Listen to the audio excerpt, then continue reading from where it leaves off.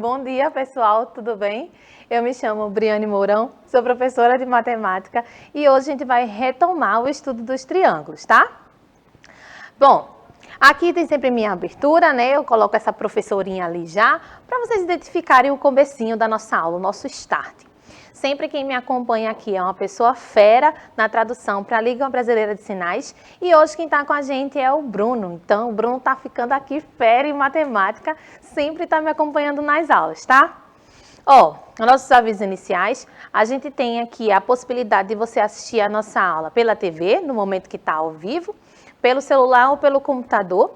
E daí você pode fazer esse acompanhamento no momento da aula ou depois, né? As aulas estão lá no YouTube, pessoal, no canal do Educa Recife, ó. Então, eu coloquei aqui duas telinhas para vocês se acostumarem com o layout, vocês acessarem o canal, se inscreverem e perceber que lá vai ter uma playlist com o nome da sua série. As aulas, elas estão sendo salvas com a data, com a série e com a disciplina. Então, por exemplo, hoje a gente está tendo aula de matemática com o tema de soma dos ângulos de um triângulo. E se você tiver dúvida ou que você quiser reassistir essa aula, você anota essas informações e busca lá na playlist. E aí a gente vai conseguir organizar tudo direitinho, tá? Aí fica melhor, né, gente, de você buscar uma coisa mais objetiva, tá certo? Então, lá no YouTube também você pode fazer os comentários, né? Colocar suas sugestões, suas dúvidas. A gente pode trazer nas próximas aulas e sinalizar que foi você que colocou. Vai ser bem legal. Então, os recursos que eu estou utilizando nessa aula são do Canva e do Bitmoji, né? Essa bonequinha que aparece aqui, ó, esse avatar, ele é fornecido pelo Bitmoji e o Canva é responsável por essa apresentação massa que a gente traz aqui para vocês, tá bom? Bom, falando sobre o nosso material didático, né? A gente tem o cronograma a seguir e essa é a semana 22. Então, esse material está lá na Escola do Futuro. Você vai buscar Escola do Futuro em casa, o material do 7º ano, da 22ª semana, ó. E aí, dentro desse material, desse PDF, vai ter as informações de todas as disciplinas que estão vendo, né, as aulas que a gente está fazendo essa semana, tá certo? Então, vamos lembrar de alguns conceitos que a gente viu na aula passada. Eu estou cheia de material aqui, a gente vai utilizar esses materiais hoje na aula. E aí, na aula passada, para a gente relembrar, a gente viu o que é um triângulo, né, a definição de triângulo, qual é a condição de existência desse triângulo, o que ele precisa ter para ser formado, e o conceito de rigidez. Então, vamos lá, ó, condição de existência. Então, vamos dar uma olhadinha aqui. Retornando à nossa experiência com os palitos. Então, a gente viu 3 situações. Deixa eu colocar um outro e um outro aqui, ó. A gente viu 3 situações. Opa, para cá. Pronto. Deixa eu limpar um pouquinho mais aqui. Mais para trás. Opa, para cá. Para cá. Achei um lugar legal para mostrar. Pronto, deixa eu afastar para ficar um pouquinho mais limpo. Bom, ó, a gente viu que para um triângulo existir, algumas relações para os lados precisam ser estabelecidas, né? Aqui, por exemplo, eu tenho 3 pedacinhos de madeira e vou tentar fechar esses pedacinhos. Então, ó, quando a gente tenta fechar, não vai conseguir formar um triângulo, porque os lados, 2 lados, na verdade, quando a gente junta, eles são menores, né? Então, a gente tem que o lado vermelho, ele é maior do que a soma dos outros 2, que é a junção dos outros 2. Então, a gente não consegue formar um triângulo com esse tipo de relação entre os lados, tá? Outra situação que a gente viu foi esse daqui, ó. Eu tenho outros 2 lados, que agora pintados da mesma cor, para simbolizar que são do mesmo tamanho. Porém, quando a gente tenta fechar, para igualar com o outro lado, ó, a gente forma o mesmo tamanho, né, gente? Então, também não posso ter que a soma de 2 lados seja idêntica ao outro lado, porque a gente não vai conseguir formar um triângulo, né? A gente vai conseguir juntar e formar uma outra linha aqui. Opa, para ficar arrumadinho assim, tá? Então, a gente percebe que para que esse triângulo, por exemplo, exista... Opa, deixa eu virar ele assim, para ficar bonitinho. Para esse triângulo aqui, para que ele exista, né? Eu não vou conseguir baixar esses dois lados para formar o lado vermelho, por exemplo, né?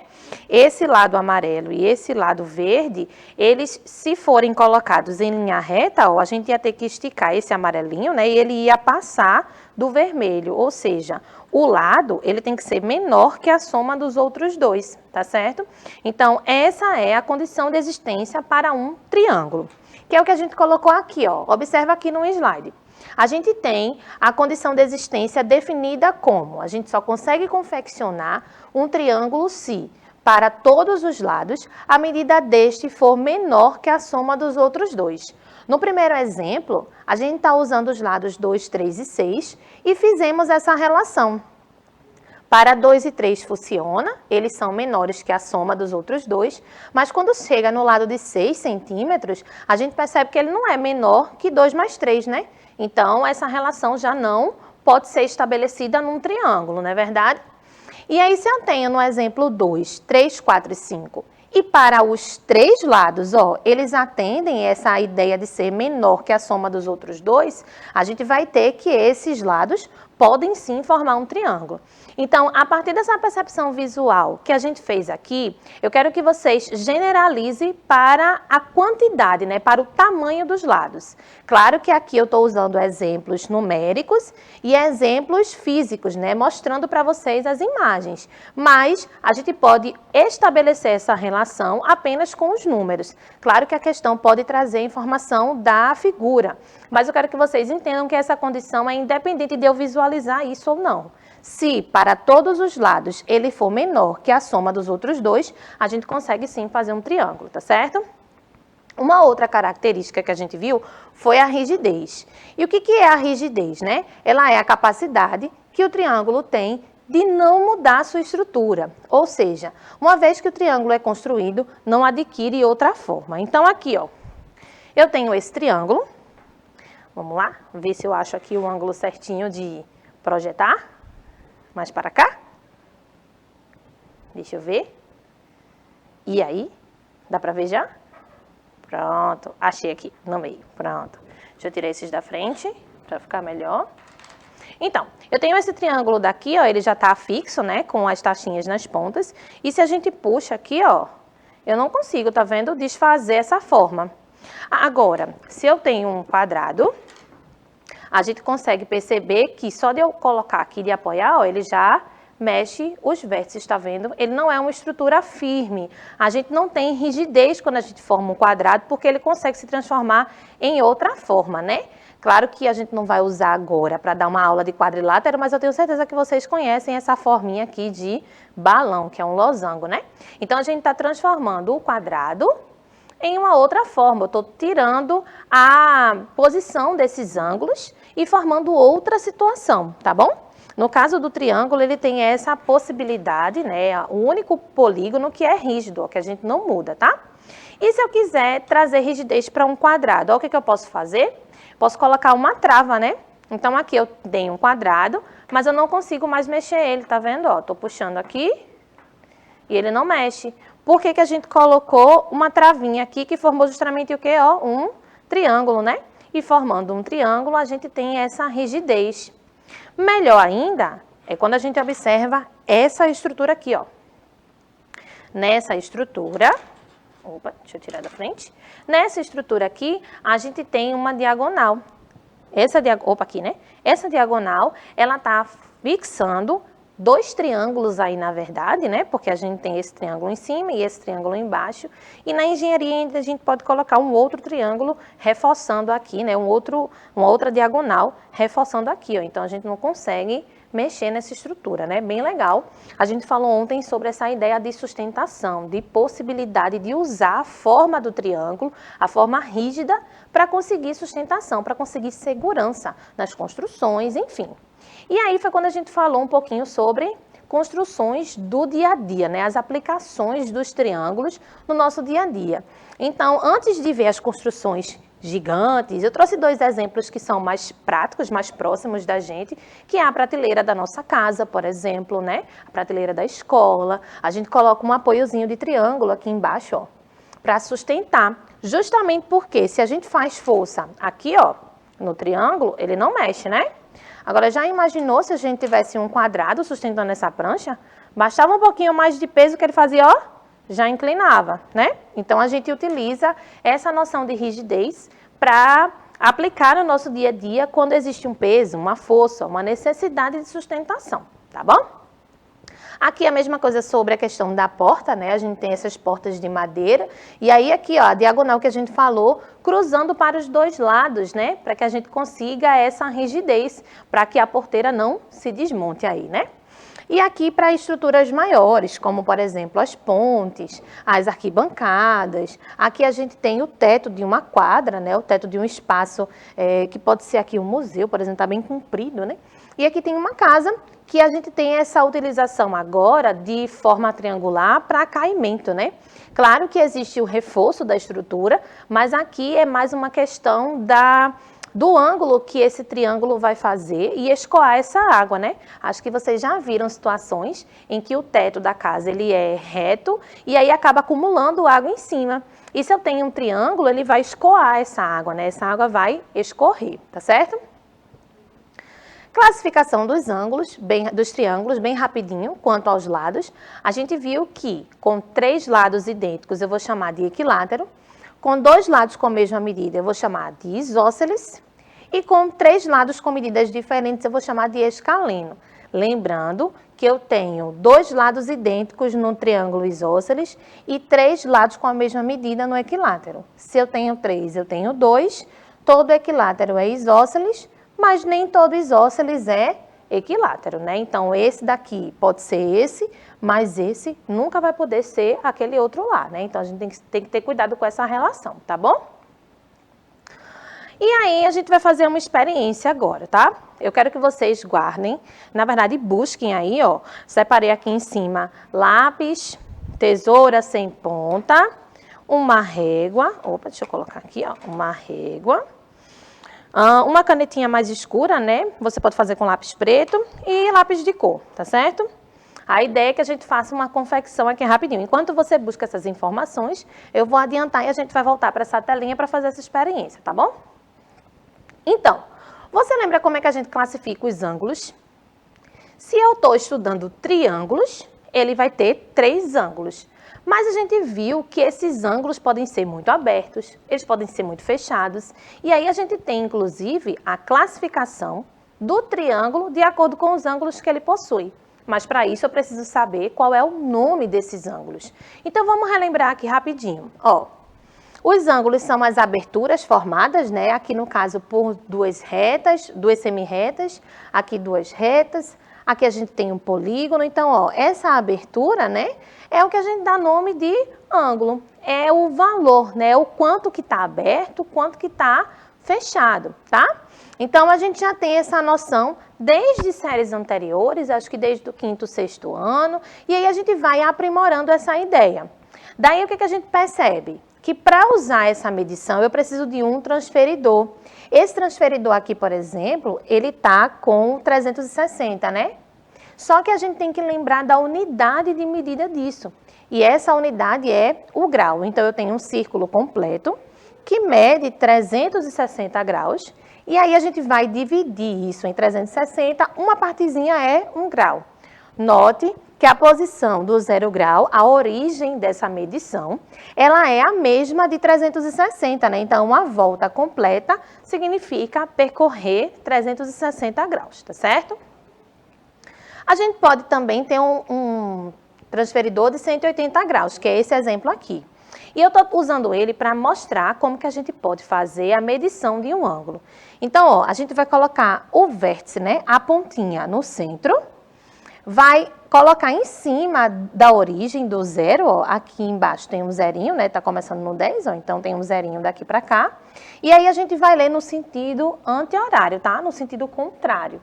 Aqui a gente tem do 0 até o 60, ó, então aqui eu tenho 60 graus, tá certo? Essa é a maneira que a gente vai utilizar para medir o ângulo. Lembra que o transferidor, às vezes, tem uma barrinha aqui embaixo do próprio acrílico, né? Do próprio plástico.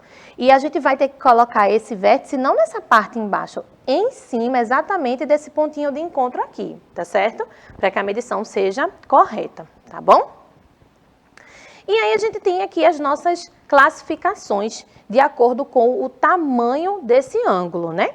Então, ó, se um ângulo ele é fechadinho, né, que as perninhas da bailarina estão fechadinhas, mede 0 graus, pode ser classificado como um ângulo nulo. Se a gente tem um ângulo que é menor que 90 graus, a gente vai dizer que esse ângulo é um ângulo agudo, tá certo? Se o ângulo tiver 90 graus, ou seja, é um quarto de volta, né? A gente vai ter, medindo 90 graus, sendo chamado de ângulo reto. E aí eu quero que vocês prestem atenção, ó. O ângulo reto, especificamente, tem uma maneira gráfica de representar, né? Então, na maioria das vezes, quando eu for escrever um ângulo, eu vou precisar colocar o número dele. Mas no caso do ângulo reto, eu não preciso escrever 90 graus. Eu posso colocar esse quadradinho aqui, ó, e onde ele aparecer, ele vai representar esse 90 graus, tá certo? Então, muitas vezes, na maioria das vezes, na verdade, a gente vai ter a ausência da escrita do 90, mas a gente vai ter esse quadradinho com esse pontinho no meio. E ele vai representar esse ângulo, tá certo? Bom, a gente também pode ter um ângulo obtuso, que mede mais que 90 graus, e a gente pode ter um ângulo raso, que mede exatamente 180, né, que é meia volta. Então, aí a gente consegue observar essas classificações de ângulos. Eu acho interessante vocês começarem a fazer essas anotações para a gente classificar os triângulos mais na frente, tá certo? Então, vamos lá. Agora sim, a gente vai fazer a nossa experiência. Ó, rapidinho. Quero que você pegue aí uma folha de papel. Vamos tentar fazer aqui uma coisa prática, tá? E o ideal seja que a borda do nosso triângulo que a gente vai construir aqui seja mais destacado, né? Mais escurinho. Aqui eu trouxe um lapisinho cinza, mas eu tô reforçando. E pode ser qualquer triângulo, tá, gente? De qualquer jeito, desde que você consiga perceber essa ideia. Então, vamos fazer aqui, ó, um triângulo. Ainda não estou medindo os ângulos, tá? Pronto. Aqui eu fiz um triângulo. Deixa eu tirar esse pedacinho daqui, para conseguir achar um ângulo inclusive legal aqui na câmera. Pronto. Qual que vai ser a nossa ideia agora? Ó, eu vou marcar esses ângulos aqui, ó. Marquei um, marquei outro e marquei outro, tá certo? Só que para diferenciar, eu vou escolher 3 cores distintas, tá certo? Vou escolher aqui, pronto. E vou pintar esses ângulos. Vou pintar aqui bem rapidinho, pra gente sinalizar essa situação. Opa, agora aqui de verde. Só pra gente fazer aqui bem rapidinho a nossa aula, tá? E agora de vermelho, o outro ângulo. Então, meu triângulo aqui tá com 3 ângulos pintados de cores diferentes. Deixa eu levantar aqui para mostrar. Pronto, né? Bom, basicamente a gente vai agora cortar esse triângulo. Então, tá, Briane, um negócio fácil de fazer, né? Eu vou destacar esse triângulo daqui, ó. Opa. Tentando fazer aqui um corte preciso e ao vivo. Para ficar bem bonitinho. E olha que eu sou boa, hein, gente, de fazer os cortes aqui, tá? Eu gosto desses trabalhos manuais. Vamos lá. Só falta o último lado.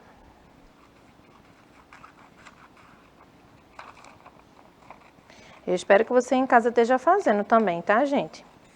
É para vocês contestarem uma coisa bem legal, como eu tô fazendo aqui. Bom. Pronto. Agora o nosso triângulo já tá aqui recortado, ó. E aí, o que eu vou fazer? Vou destruir esse triângulo. Como assim, professora?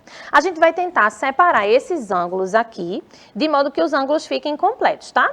Então, eu vou fazer um corte aqui, ó. Fazer um corte. E vou fazer um outro corte aqui. E agora, o que eu vou fazer com esse negócio? Eu vou tentar juntar isso, ó.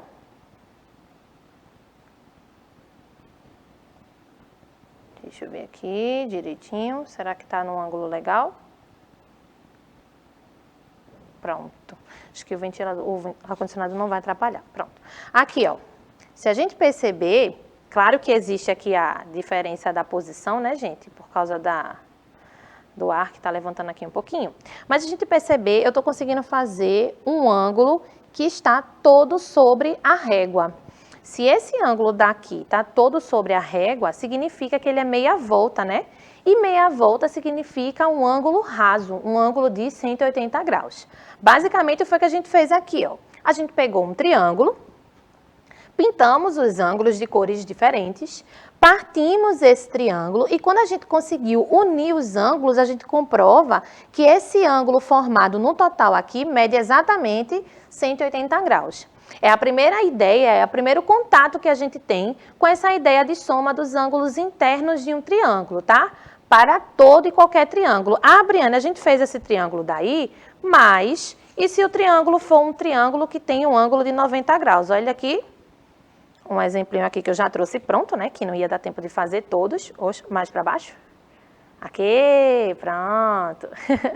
Pronto. E se for um triângulo que tenha um ângulo reto, será que vai dar certo? Então, vai sim, ó. Fiz um montão de triângulos para a gente conseguir destruí-los aqui na nossa aula, tá certo? Ó. Então, vamos tentar juntar aqui de novo. Olha só. De novo, um ângulo sobre a reta, tá vendo? A gente tem 90 graus aqui também. E aí, a gente pode fazer isso com vários tipos de triângulos, né, gente? Ó, eu trouxe um outro aqui, em que a gente tem, aparentemente, os lados com a mesma medida. Se a gente cortar, a gente consegue o mesmo resultado. Eu trouxe um outro aqui. Ó. Deixa eu botar pra cá. Que a gente tem aqui a possibilidade de trabalhar com esses 3 ângulos aqui, só que esse ângulo bem grandão aqui, né, um ângulo obtuso para representar, tá? Então, essa ideia, ela serve para todos os triângulos. Não é porque eu tenho um triângulo com um ângulo muito grande que ele vai fugir dessa soma de 180. Porque uma coisa que a gente percebe é a ideia de compensação. Deixa eu mostrar aqui para vocês, ó. Melhor aqui, né? Melhor aqui na mesinha, né? Ó. Deixa eu mostrar aqui para vocês. Se eu abro muito esse lado, ó, se esse lado exige uma abertura muito grande, esse ângulo daqui vai ficando pequenininho, né? Se a gente for utilizar essa mesma reta aqui, ó, como base, por exemplo, para cada vez que eu aumento esse ângulo, eu vou afastando mais ainda essa reta dessa parte baixa aqui, né, dessa nossa base. Então, esses ângulos aqui vão ficando menorzinhos para compensar esse aumento desse outro ângulo, tá bom? Essa soma, ela é fixa para todo e qualquer triângulo, beleza? Então, vamos dar uma olhadinha aqui no exemplo, que é mais ou menos assim que a gente vai começar a perceber essa influência dessa soma, né, Brene? Tá, eu aprendi que a soma vai dar sempre 180, mas isso vai servir como nos meus exercícios, nas minhas questões. Aí a gente tem aqui, ó, calcule o valor do ângulo que falta. Então, a gente sabe que a soma é fixa, que o valor tem que ser 180, somando esses ângulos, e daí eu preciso descobrir quanto que falta para que a gente tenha essa soma de 45 com 60, com esse x, idênticas a 180, tá bom? Ah, esse momento a gente vai lembrar das aulas da semana passada, né? Na semana passada a gente estudou equações. E em equações a gente já traz o x. Então a gente começa a montar uma expressão agora utilizando essa noção. Vamos lá. Aqui eu tenho um ângulo, que é o desconhecido, o valor x.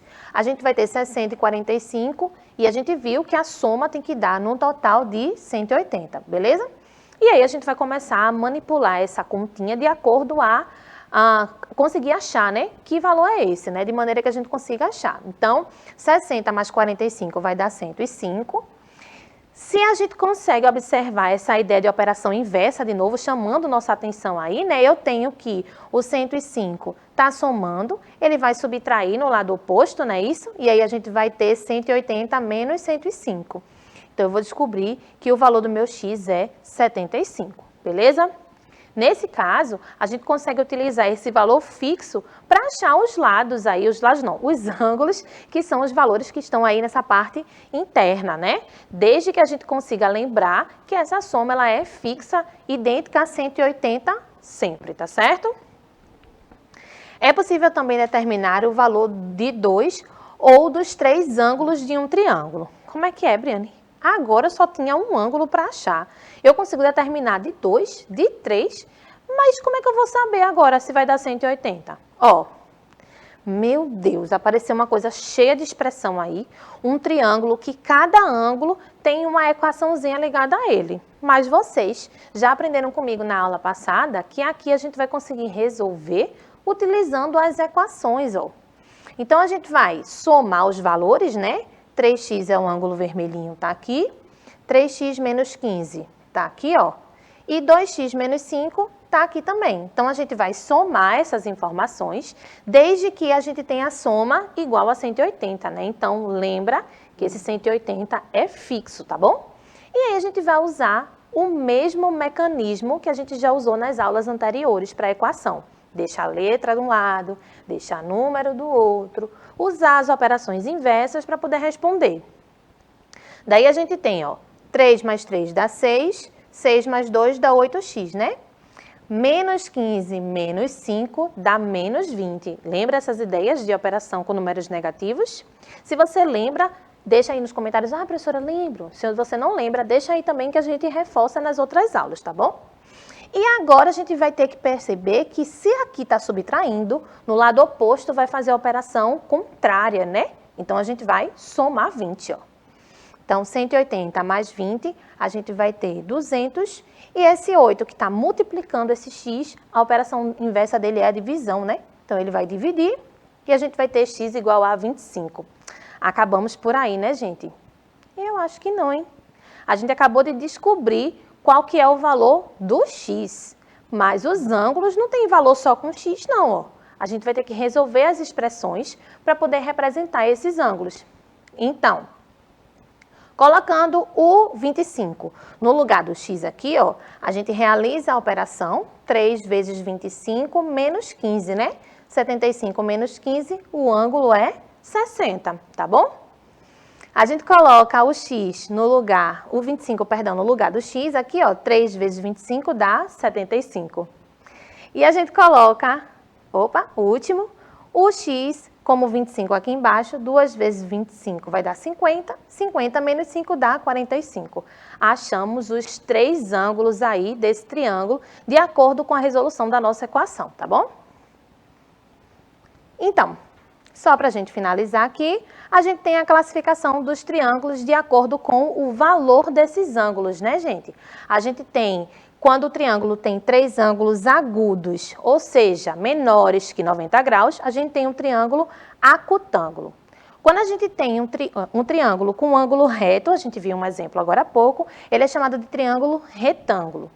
E se um triângulo possui um ângulo obtuso, ele é um triângulo obtusângulo. Esse daqui, ó, é um quadrinho que a gente vai explorar bastante na próxima aula, tá certo?